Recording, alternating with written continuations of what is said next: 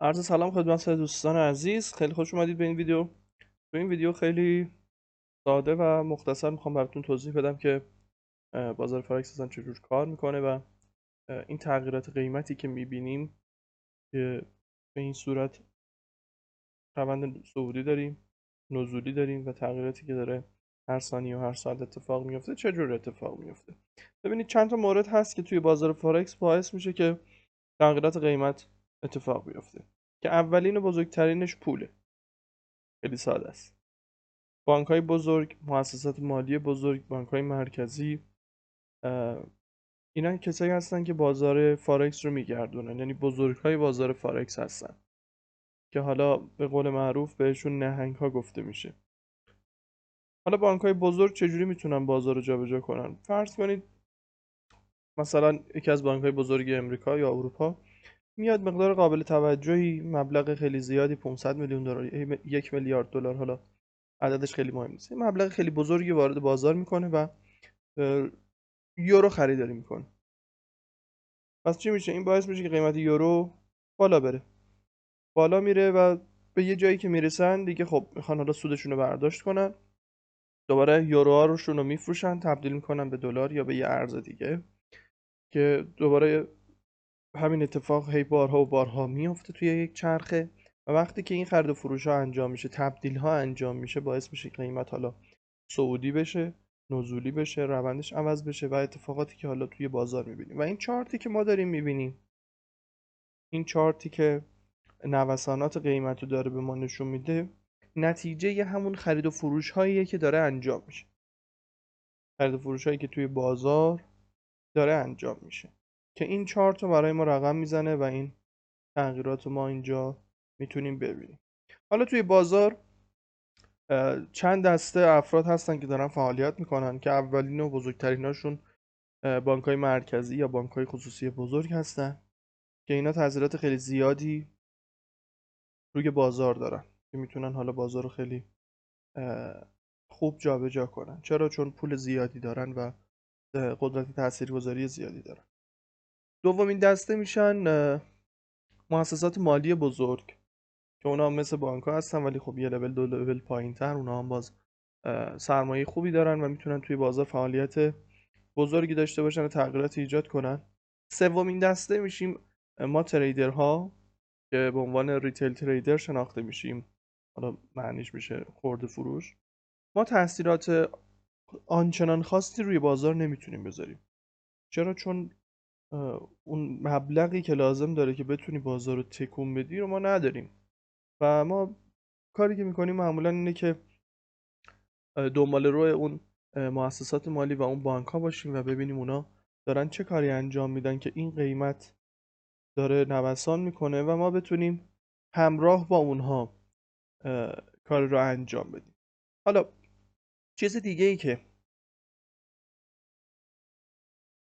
خب پس تا اینجا متوجه شدیم که اصلی ترین محرک بازار فارکس پوله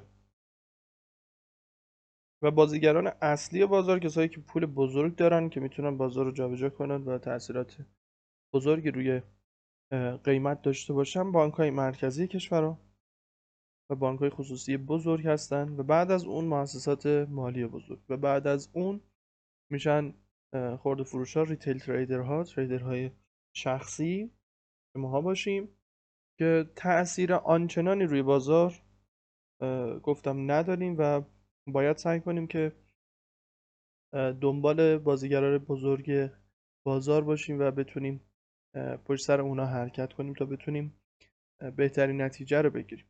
خب پس تا اینجا متوجه شدیم که بازار فارکس چطور کار میکنه و چطور اتفاق میفته که نوسانات قیمت رو داریم و چارت قیمت بالا پایین میشه. حالا به جز پول که اصلی ترین محرک بازار هست، یکی دیگه از محرک های بازار که تاثیرات خیلی زیادی روی بازار داره اقتصاد کشور هاست. اقتصاد کشورها و داده‌های اقتصادی که منتشر میشه برای هر کشور، مخصوصا کشورهای بزرگی مثل امریکا که اقتصاد خیلی بزرگی دارن یا کشورهای اروپایی که اقتصاد خوبی دارن، اینا روی بازار تاثیرات زیادی میتونه داشته باشه. مثلا نرخ بهره آمریکا وقتی اعلام میشه خب خیلی تاثیر داره روی بیشتر ارزها، یعنی ارزهایی که دلار داخلشون هست، چه حالا به عنوان ارز اصلی باشه یا ارز دوم باشه، دلار فرقی نداره.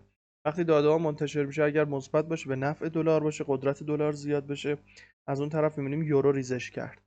و اگر به ضرر دلار باشه، میبینیم یورو رشد میکنه یا حالا هر ارز دیگه. پس داده های اقتصادی و اقتصاد کشورها هم یکی از دلایل اصلی هست که توی بازار تاثیر داره و میتونه بازار رو جابجا بکنه. خب حالا اتفاقی که توی بازار فارکس میفته اینه که بانک های بزرگ با هم خرید و فروش انجام میدن به صورت مستقل. و حالا چارت داده شما داریم میبینیم که اینجا داریم میبینیم که حالا چه تغییراتی داره اتفاق میفته توی بازار. این چارت داده ها هست. اوکی.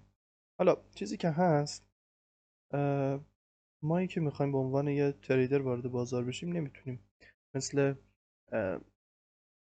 بانک های بزرگ یا مؤسسات مالی مستقیما خرید و فروش انجام بدیم. پس باید بریم از یک واسطه استفاده کنیم. این واسطه بهش بروکر گفته میشه یا همون کارگزاری، که کارگزاری حالا توی بورس ایران هم ما داریم و بالاخره شنیدیم راجبش. از اونجایی که ما نمیتونیم مستقیم وارد بازار بشیم و خرید و فروش انجام بدیم مثل بانک ها و مؤسسات بزرگ، کاری که باید بکنیم بیایم از یک واسطه استفاده کنیم، از بروکر استفاده کنیم یا همون کارگزاری. حالا کار بروکر چیه؟ شما میرید روی بروکر ثبت نام میکنید روی سایتشون و اعراض هویتتون رو انجام میدین و یه حساب برای خودتون باز میکنید و حالا هر مقدار مبلغی که مد نظرتون هست رو واریز میکنید و معاملات شما وقتی ثبت میشه، اول روی بروکر ثبت میشه و بروکر به عنوان واسطه اون معامله شما رو روی بازار اصلی پیاده میکنه و ثبتش میکنه.